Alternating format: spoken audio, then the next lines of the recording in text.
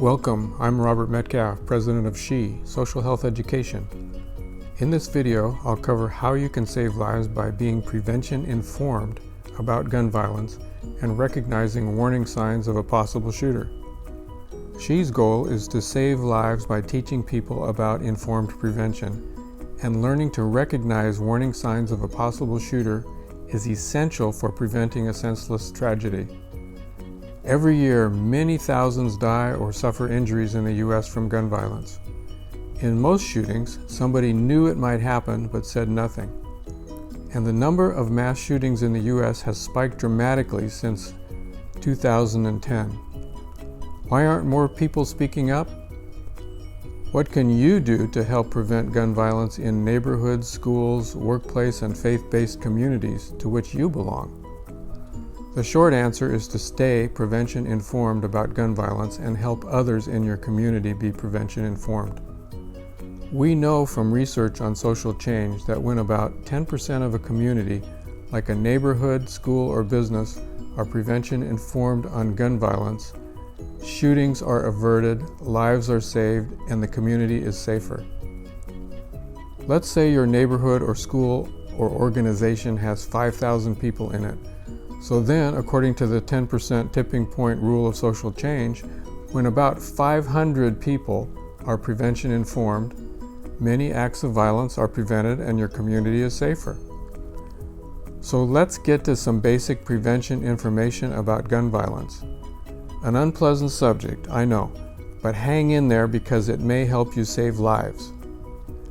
Mass shootings account for a small percentage of injuries and fatalities compared to other forms of gun violence, but they cause more public fear and anxiety. The growth of all types of mass shootings parallels growth of school shootings. Look at these numbers.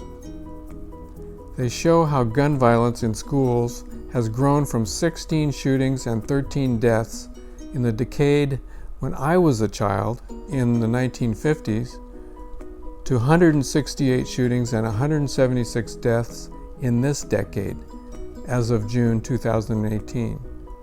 The numbers of school shootings and deaths in the 2010 to 2020 decade are already more than 10 times the number of shootings and deaths in the 1950s. And this steady growth has happened with other types of mass shootings: workplace, faith-based, and public gathering places. This serious public health threat in the U.S. is not being seriously addressed by government. It's up to the public to make a stand against mass shootings now. We can't afford to wait for gridlocked government to make better laws. So how can you help stop this deadly public safety threat? The short answer is to get prevention informed and encourage others to do the same. Let's start by looking at some warning signs that somebody might commit a mass shooting. Early prevention is the best defense.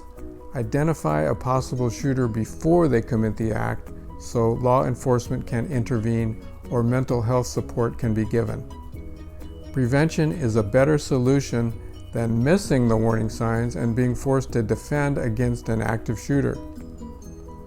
So what are the early warning signs of gun violence? The most important warning sign is having access to guns at home or from a relative and a history of weapons use. Just having access doesn't make someone a threat, but without access to weapons, a person can't commit an act of gun violence. Another very important warning sign: almost every mass shooter had a recent significant loss, such as death of a loved one, breakup, job loss, or divorce. These two things alone should raise red flags. Two other important warning signs: if someone is doing research about shootings, making plans, and planning or attempting to purchase a weapon, they should be considered a serious threat. If someone belongs to or is being influenced by a group with a history of hate and violence against other races, religions, or nationalities, they should be considered a serious threat. Other warning signs are that shooters may have been bullied from a young age. Shooters are often withdrawn, isolated from, or rejected by peers. They're usually influenced easily and treated badly by peers, so they harbor rejection, injustice, and unrealistic fears. Shooters are sensitive to criticism or teasing. They react with extreme anger, blame, and a desire for revenge. They usually have a history of behavior that caused others to be concerned, and they often grew up in a troubled home with a history of mental illness and alcohol or drug use, which makes them angry, aggressive, and destructive. Shooters are often withdrawn, isolated, and attracted to people who are morbid, destructive, violent, and cruel.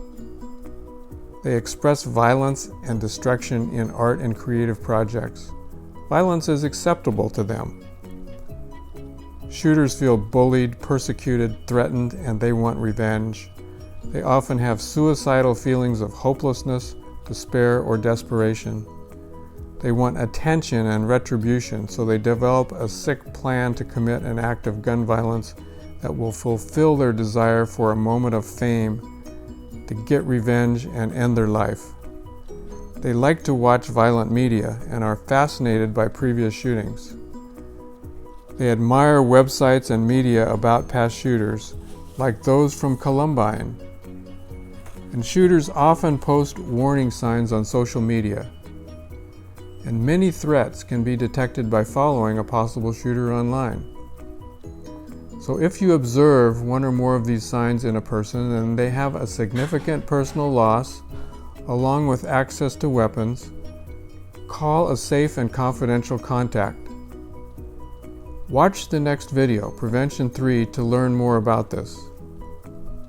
Here's a message for you if you're someone who seriously thinks about killing others. You probably want to die because that's what will happen. But if you get help now, you can get to a place where you feel grateful for your life. To get help now, call one of these numbers and tell them you need help because you're thinking about committing a serious crime. Someone will help you avoid making a terrible mistake and get on track to a better life. Thanks for hanging in there and watching. I know this isn't pleasure viewing, but it's important to be prevention informed. Be sure to watch the next SHE video, Informed Prevention 3, and learn what you should do if you think someone might be planning an act of violence but you're not sure and you want to remain anonymous. And stay prevention informed by subscribing to SHE TV. Enter SHE's drawing to win a new MacBook Air. To enter, subscribe to SHE TV and then send your name and email to MacBookDrawing at saferworldeducation@gmail.com. Thanks for watching.